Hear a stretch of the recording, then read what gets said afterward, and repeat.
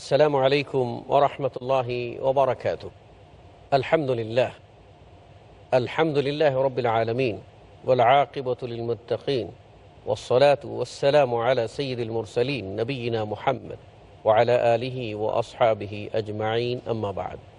PST বাংলার দর্শক শ্রোতা ভাই বোনদেরকে আন্তরিক স্বাগত ও মোবারকবাদ জানিয়ে শুরু করছি একটি গুরুত্বপূর্ণ বিষয়ে সামষ্টিক আলোচনা, আর তা হচ্ছে বেপরদার সর্বনাশা প্রভাব। এই পর্বটি আমরা আলোচনা করব পর্দার প্রাসঙ্গিক গুরুত্বপূর্ণ আরেকটি বিষয় নিয়ে, যাতে আমরা পর্দাকে যথাযথভাবে বাস্তবায়ন করে একটি আদর্শ সমাজ জাতিকে উপহার দিতে পারি ইনশাআল্লাহ তাআলা। শুধুও দর্শকবৃন্দ, যথারীতি আজকেও আমরা স্টুডিওতে যে অতিথিবৃন্দদের আমন্ত্রণ জানিয়েছি তাদের সাথে আমরা পরিচিত হয়ে নেব। আমার ডানে উপবিষ্ট রয়েছেন ডক্টর আব্দুল্লাহ জাহাঙ্গীর। আসসালামু আলাইকুম ওয়া রাহমাতুল্লাহি ওয়া বারাকাতুহু। আমার সর্ববামে উপবিষ্ট আছেন জনাব মোজাফফর বিন মুহসিন। আসসালামু আলাইকুম ওয়া রাহমাতুল্লাহি ওয়া বারাকাতুহু। আর আমার সন্নিকটে বাম দিকে বসা আছেন জনাব আহমদুল্লাহ। আসসালামু আলাইকুম ওয়া রাহমাতুল্লাহি ওয়া বারাকাতুহু। যথারীতি আপনাদের সাথে সঞ্চালনে রয়েছি হারুন হোসেন।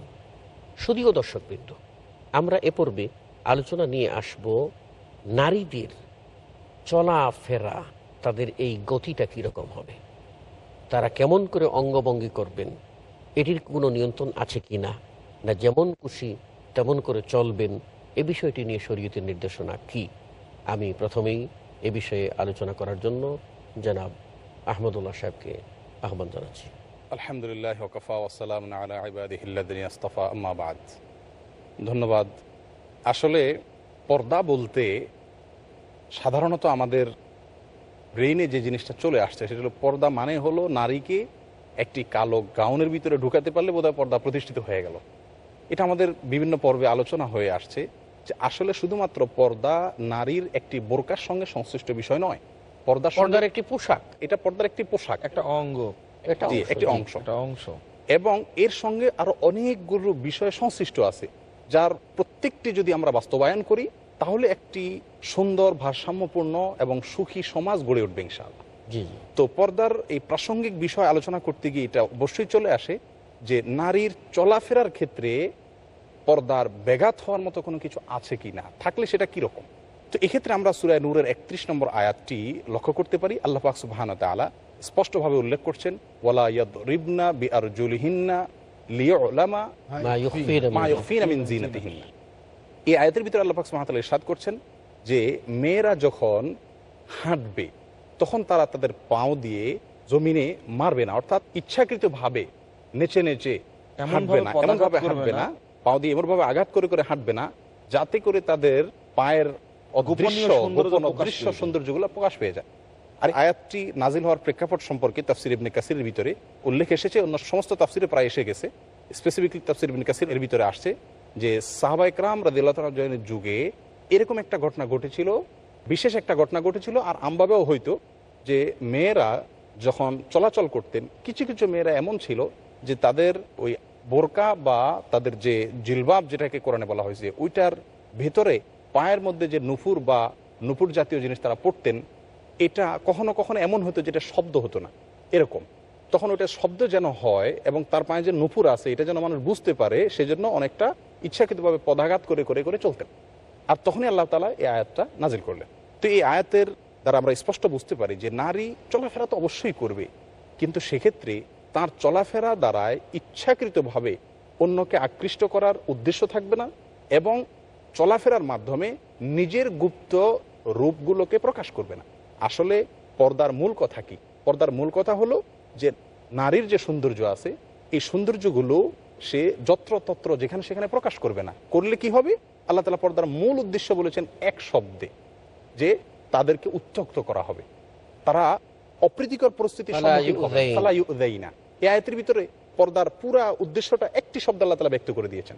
অতএব নারীর চলাফেরার ক্ষেত্রে যদি সে ভারসাম্য রক্ষা করে চলবে, ইচ্ছাকৃতভাবে তিনি তার চলাফেরার মাধ্যমে অন্য পুরুষকে আকৃষ্ট করার চেষ্টা যদি করেন, আজকাল যে হিলের জুতার প্রচলন হয়ে গেছে, এই হিলের জুতাগুলো আসলে একজন মুসলিম নারী যিনি আল্লাহ এবং তার রাসূল সাল্লাল্লাহু আলাইহি সাল্লামকে ফলো করতে চান তার জন্য এই সমস্ত জুতাগুলো অ্যাভয়েড করাই উত্তম।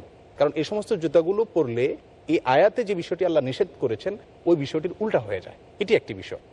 আরেকটি বিষয় হলো যে চলাফেরার ক্ষেত্রে শুধু নয়, সব ক্ষেত্রেই নারী তার সৌন্দর্যকে প্রকাশ করার চেষ্টা করবে না।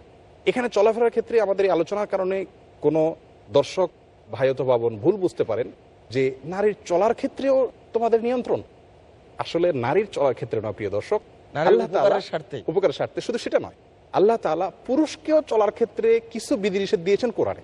আল্লাহ তাআলা বলেছেন লোকমান তার বৎসকে তার ছেলেকে উপদেশ দিতে গিয়ে বলছিলেন তুমি আল্লাহ তাআলা স্পেসিফিকলি এখানে পুরুষের চলাচলের ক্ষেত্রে আল্লাহ তাআলা নিয়ম বলে দিয়েছেন যে অহমিকা বশত তুমি জমিনে চলাফেরা করবে না, তোমার চলার ভিতরে বিনয় প্রকাশ পায়। অতএব নারীর জন্য নিয়ন্ত্রণ দেওয়া বেলায় হলো অহমিকা আর নারীর বেলায় হলো তার সৌন্দর্যের প্রকাশ ঘটে যেতে পারে। সহজ কথাটা হলো আর্টিফিশিয়ালিটি থাকবে না, অর্থাৎ চমৎকার কথা, নারী চলবে তার প্রয়োজনে, দেখানোর জন্য না। পুরুষের পৌরুষ দেখাতে যে যেন অহংকারী না হয়ে যায়, নারী নারীত্ব প্রকাশ করতে যে যেন অপ্রীতিকর পরিস্থিতি সৃষ্টি না হয়। এটা আল্লাহ তাআলা প্রকৃতির সাথে সুসামঞ্জস্য নির্দেশনা দিয়েছেন, এটা কোনো বিধি নিষেধ না। তুমি কেমন চললে সুস্থ থাকবে এই ব্যবস্থা করে দিয়েছেন আল্লাহ তাআলা। যেটা আমাদের শেখ আহমদুল্লাহ বলছিলেন যে হিল ব্যবহারের উদ্দেশ্যটা কি, এটা হলো মানে হিল ব্যবহারের মাধ্যমে হেলে দুলে চলতে বাধ্য হওয়া, এবং এটা কিন্তু স্বাস্থ্যকর নয়, এটা শরীর অবৈজ্ঞানিক, ক্ষতিকর। কিন্তু এটার উদ্দেশ্য আসলে যারা এটাকে উদ্ভব করেছেন তাদের জন্য কিছু দুনিয়াবি বিলাসিতা ছাড়া আর কিছুই নেই। কিন্তু আমরা যারা ঈমান নিয়ে আছি, বিশেষ করে আমাদের দর্শক যারা আমরা মনে করি তারা ঈমানদার নারী পুরুষ, তাদের বুঝতে হবে যে এদের অন্ধ অনুকরণের মধ্যে ওদের মতো অন্ধকারে যাওয়া ছাড়া আর কোনো লাভ নেই। এটা বিজ্ঞান অস্বীকার করে যে এটা ঠিক না, এটা আর্টিফিশিয়ালিটি, এটা মানবীয় প্রকৃতি এটাকে অস্বীকার করে। মজার কথা একটা জিনিস আমি যুক্ত না করে পারছি না, সেটা হলো এই যে এখানে আমরা সাজগুজের ব্যাপারটা, যেটা ওই যে হিল পরে এরকম করে হেলে দুলে চলা খুব চলছি, যখন বলা হচ্ছে আপনি এটা করবেন না, এটা আল্লাহর নির্দেশ, আল্লাহ নিষেধ করেছেন, সাবধান এটা করবেন না, রাসূল সাল্লাল্লাহু আলাইহি ওয়াসাল্লাম অপছন্দ করেছেন করবেন না, তখন কিন্তু মানছি না। আবার যখন একজন মহিলা সে যখন গর্ভধারণ করে তখন ডাক্তারের কাছে গেছে, তখন ওই ডাক্তার বলছে আপনি একটু ফ্ল্যাট স্যান্ডেল পরবেন, যাতে হিল পরবেন না, আপনার ক্ষতি হতে পারে, তখন কিন্তু আমরা সতর্ক সাবধান হয়ে যাচ্ছি। এরকম করছে না? অথচ ওইটা আমার জন্য, এটাও আমার জন্য উপকারী। এটা যখন সে অক্ষম আর পারছে না, তখন ডাক্তার থিরুটা মেনে নিচ্ছে। অক্ষমই নয়, আরো আছে, অনেক সময় ডাক্তাররা মাতৃত্ব ছাড়াও মহিলাদেরকে নিষেধ করে আপনি হিল পরবেন না, আপনার জন্য হিল ক্ষতি করে, অমুক কারণে মেনে নিচ্ছে। অর্থাৎ ডাক্তারের কথায় যে ঈমানটা আমরা এনেছি আল্লাহর কথায়, সেই ঈমানটা আমাদের আসছে না। শুধু ঈমান চেতনায় পরিবর্তন করলে আমরা দেখবো ওই হিলগুলো জাহান্নামী বলেছেন রাসূলুল্লাহ সাল্লাল্লাহু আলাইহি ওয়াসাল্লাম, যাদেরকে হেলে দুলে চলে। আর হিলের উদ্দেশ্যই হলো হেলে দুলে বাধ্য করা, মানে স্বাভাবিক যেন না চলতে পারে। আরেকটা হলো যে যারা লম্বা মেয়ে, একটু লম্বা, তারা তো হিল পরা তাদেরকে মনে করে হারাম। আর এটা যারা খাটো মেয়ে তাদেরকে হিল পরাচ্ছে যে উঁচা হয়ে যেন, এটা একটা কৃত্রিমতা। এই কৃত্রিমতা তো সম্পূর্ণটাই নাজায়েজ। অনেক ক্ষেত্রে মহিলারা কৃত্রিমতা অবলম্বন করে যেভাবে চলে, উদ্দেশ্য কি? উদ্দেশ্য হলো অপর মানুষকে আকৃষ্ট করা। এই সমস্ত মহিলা হলো জাহান্নামী মহিলা। আর এখানে আকৃষ্ট করার পার্থিব স্বার্থটা কি? আমরা একটা অদ্ভুত প্রতারণার ভিতরে আছি। আমি আমাকে আকর্ষণীয় করে তুলছি কেন? মানুষে আমাকে সুন্দর বলবে, সুন্দর বলার পরে আমাকে সুন্দর বলতে যখন এসে আমাকে বলবে তুমি খুব সুন্দর, তখন বলবো এটা ইফটিজ করছে। প্রবলেমটা হলো আমাকে ছাত্ররা বলে আমরা যখন একটা মেয়ে সাজে গোজে আমরা তাদেরকে অ্যাপ্রিসিয়েট করতে যাই, আমাকে মারধর করা হয়। কিন্তু আমি তো তার সাজ দেখে অ্যাপ্রিসিয়েট করতে গেছি। বিষয়টা আমরা চাচ্ছি যে আমরা সাজবো, আমরা চাচ্ছি মানুষ আমার দেখে মুগ্ধ হোক, কিন্তু সেই মুগ্ধতা প্রকাশ করার বা সেই মুগ্ধতার পরবর্তী পর্যায়টা আমরা স্বীকার করতে চাচ্ছি না। এটা কিন্তু হয় না।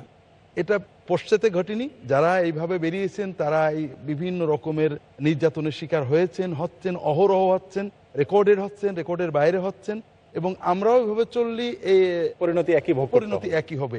আর আল্লাহ তাআলা যে নিয়ম দিয়েছেন স্বাভাবিকভাবে প্রকৃতি সম্মতভাবে চললে আমাদের জীবন সুন্দর হবে এবং আমরা দুনিয়া এবং আখিরাতে আল্লাহ তাআলার রহমত বরকত পেতে পারবো। ধন্যবাদ জনাব ডক্টর আব্দুল জাহাঙ্গীর।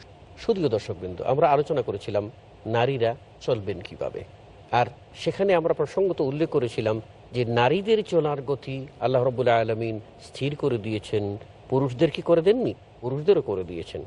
আর এখানে যারা এই ধরনের অশালীন হয়ে চলবে, অঙ্গভঙ্গি করে চলবে, হেলে দুলে চলবে, অপরকে আকৃষ্ট করবে, তাদের পরিণাম কিন্তু জাহান্নাম। সেটা প্রিয় নবী মুহাম্মদ রাসূলুল্লাহ সাল্লাল্লাহু আলাইহি ওয়াসাল্লামের হাদিসের মাধ্যমে আমরা জানতে পেরেছি। এবার একটা বিষয়ে যাব, চমৎকার দৃষ্টান্ত পাবো যে আল্লাহ রাব্বুল আলামিন আরও দুটি মেয়ের কথা বলেছেন যারা কিন্তু শালীনতা বজায় রেখে এসেছিল, কথা বলেছিল সেই শুআয়ব আলাইহিস সালামের দুই কন্যার প্রসঙ্গে, যারা ওই যে মুসা আলাইহিস সালাম যখন মাদিয়ানে গিয়েছিলেন এবং সেখানে ওই যে পানি পান করার জন্য তারা চলেছিল, আল্লাহ কোরআনে উল্লেখ করেছেন ইস্তাহিয়া, তারা শালীনভাবে আসছিল। প্রসঙ্গটি একটু আলোকপাত করার জন্য আমি যারা ডক্টর আব্দুল জাহাঙ্গীরকে অনুরোধ জানাচ্ছি। সুন্দর কথা উত্থাপন করেছেন। আসলে নারীর লজ্জা এবং শালীনতা এটা প্রাকৃতিক।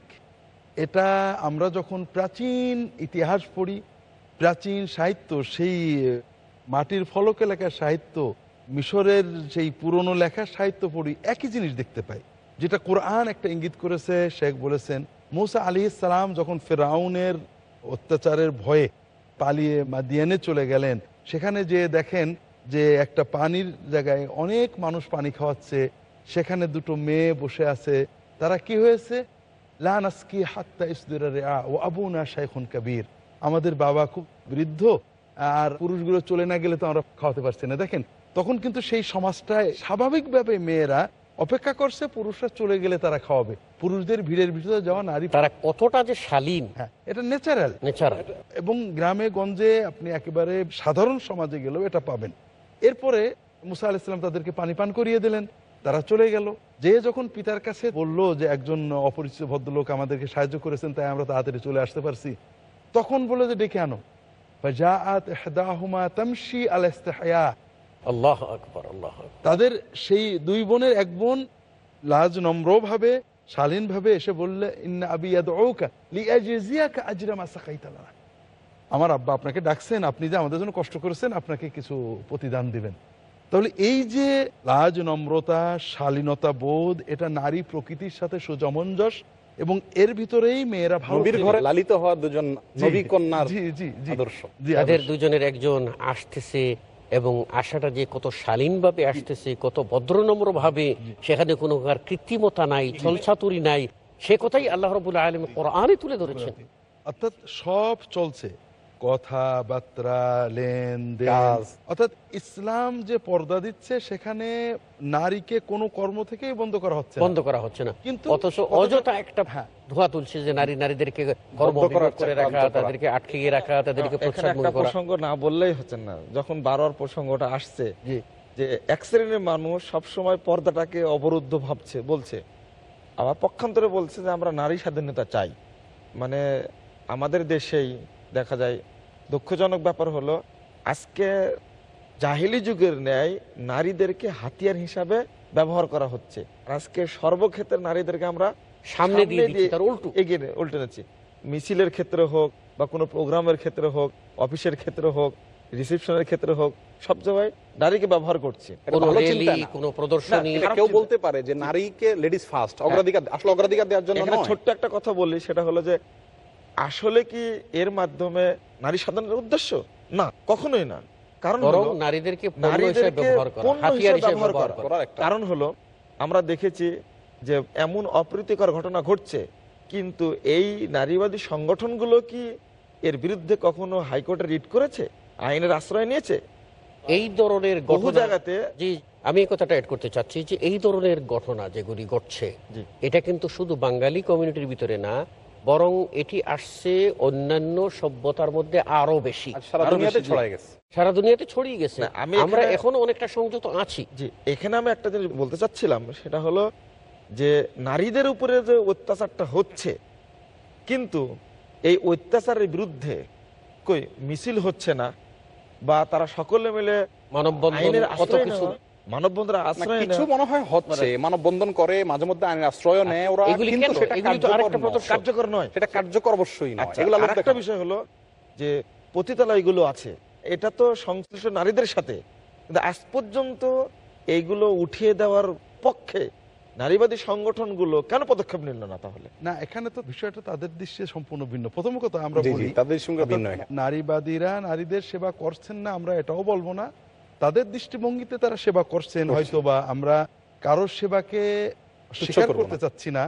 বিষয়টা হলো যে মানুষ যখন নিজের বুদ্ধিতে সেবা করে, ডিভাইন গাইডেন্স, আল্লাহর পক্ষ থেকে রব্বানি গাইডেন্সের বাইরে তখন ভুল করে। যেমন আমরা দেখেছি মানুষের জ্ঞান কখনো অভ্রান্ত হতে পারে না। যেমন পারিবারিক অশান্তি হচ্ছে, নারীবাদীরা স্বামীদের বিরুদ্ধে কঠোরভাবে মেয়েদেরকে উদ্বুদ্ধ করছে যে স্বামীদের এই থেকে বেরিয়ে এসো, কিন্তু বেরিয়ে আসার পরে সে মেয়েটা যখন অসহায় হয়ে যাচ্ছে তালাক, তখন তার পাশে দাঁড়ানোর মতো মানুষ খুব কম পাওয়া যাচ্ছে।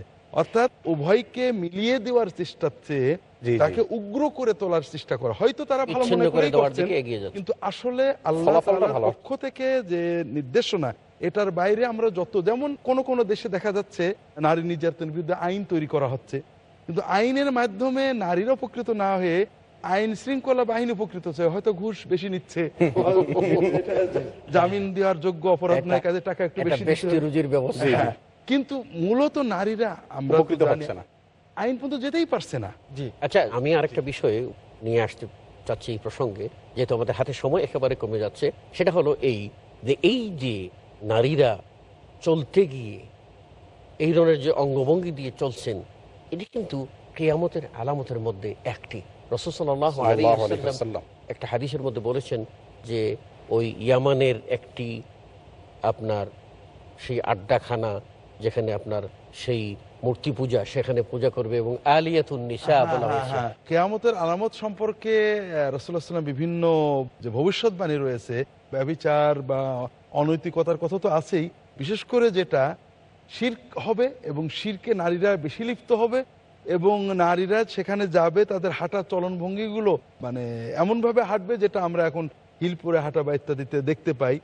এটাই হাদিস থেকে বোঝা যায় যে একদিকে শিরক আসবে মুসলিমদের সমাজে, এবং এই শিরকে নারীরা বেশি ধাবিত হবে, সাথে সাথে নারীদের নিতম্বগুলি নাচতে থাকবে। জি, এই বিষয়টা কিন্তু বাস্তব। দেখেন সমাজে মহিলারা শিরকে বেশি নিপতিত হন, অর্থাৎ কোনো একটা বিপদে কষ্ট পড়লেই একটা কোথাও আশ্রয় নেওয়ার জন্য মাজার, দরগা বা কোথাও একটু যে কিছু আশ্রয় নেওয়ার, তাদের আবেগ প্রবণতা বেশি হওয়ার কারণে তারা শিরকে লিপ্ত হন। কিন্তু শিরকে লিপ্তের পাশাপাশি নৈতিকতা বোধটা আসছে না, এবং শিরক যেখানে করা হয় সেখানের মূলটা কিন্তু এইতে, তোমার অন্য কিছু লাগবে না, আল্লাহর হুকুম মানা, সৎ জীবন যাপন করা, বিপদ মুক্তির জন্য এসব দরকার নেই, তুমি আমাদের কাছে এসে কিছু দাও, আর বাকি তোমার সবকিছু সমাধান হয়ে যাবে।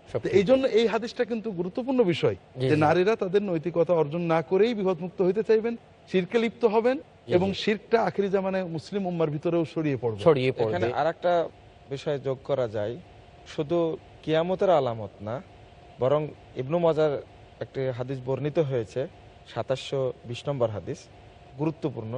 রাসূল সাল্লাল্লাহু আলাইহি ওয়াসাল্লাম বলছেন, এমন একটা সময় আসবে সেটা ইউজাফু রুউসুহুন্না বিল মুগান্নিয়াত, জি জি জি, তাদের নেতৃবৃন্দকে স্বাগত জানানো হবে নর্তকী দ্বারা, গায়িকা দ্বারা। জি জি, এটা করলে কি হবে? দুইটা কাজ ঘটবে। ইউকসফুল আরজু আলাইহিম, তাদের উপরে ভূমিকম্প আসবে, খুশি দেওয়া হবে। দুই, তাদেরকে বানরে অথবা শুকুরে পরিণত করা হবে।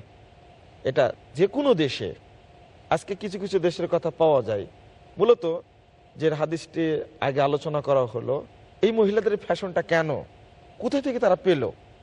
একটা পুরুষকে আনন্দ দেওয়ার জন্য যে পোশাক পরছে, যে অঙ্গভঙ্গিটা করছে, যে নৃত্যটা করছে, এবং যখনই নেতৃবৃন্দ আসছে লাখো জনতার সামনে, তখন একদিকে বাদ্যযন্ত্র বেজে উঠছে, আর একদিকে নর্তকী নাচ শুরু করছে, ওইদিকে আবার যারা গান করবে তারা এগিয়ে আসছে, যারা গায়িকা তারা চলে আসছে। এটা নারীর জন্য অবমাননাকর এবং অপমানকর।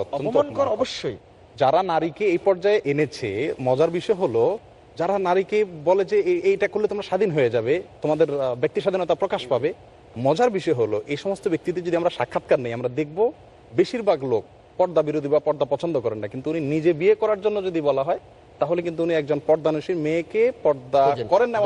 ধন্যবাদ জনাব। সম্মানিত সুধীয় দর্শকবৃন্দ, খুব সুন্দর আলোচনা উঠছিল এবং আমরা যে আলোচনার মধ্যে দিয়ে বুঝতে পেরেছিলাম যে নারী তাদের ইজ্জত ও সম্ভ্রম রক্ষাকে যদি করতে চান তাহলে কোরআনের নির্দেশ, রাসূলুল্লাহ সাল্লাল্লাহু আলাইহি ওয়াসাল্লামের নির্দেশ মেনে চলবেন শালীনভাবে, যেমনটি আল্লাহ রাব্বুল আলামিন নির্দেশ করেছেন যেন তাদের সৌন্দর্য প্রকাশ না পায়। আবার আল্লাহ রাব্বুল আলামিন শুআয়ব আলাইহিস সালামের কন্যার সেই বিনম্র হাঁটাকে প্রশংসা করে কোরআনে উল্লেখ করেছেন। আবার রাসূল সাল্লাল্লাহু আলাইহি ওয়াসাল্লাম কিয়ামতের আলামতের মধ্যে বলেছেন যে এই ধরনের অঙ্গভঙ্গি প্রকাশ পাবে, এমনকি সেই নারীদের নিতম্বগুলি হেলে দুলে নাচবে। এই সবগুলি দ্বারা স্পষ্ট হয়ে গেলাম যে আমরা যত এই শালীনতার ভিতর দিয়ে চলবো তত আমাদের ভবিষ্যৎ সুন্দর, আর যত আমরা অশালীন হব এবং চলাফেরার ভিতরে আমরা নীতি মেনে না চলবো তত আমাদের ধ্বংস অনিবার্য হয়ে উঠবে। তাই আসুন আমরা এ ব্যাপারে সতর্ক সাবধান হই। সম্মানিত সুধীয় দর্শকবৃন্দ, আমরা এই পর্বে এখানে আপনাদের কাছ থেকে বিদায় নিচ্ছি।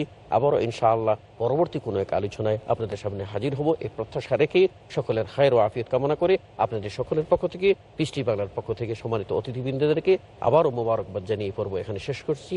ও আখিরু দাওয়ানা আলহামদুলিল্লাহি রাব্বিল আলামিন। আসসালামু আলাইকুম ওয়া রাহমাতুল্লাহি ওয়া বারাকাতুহু।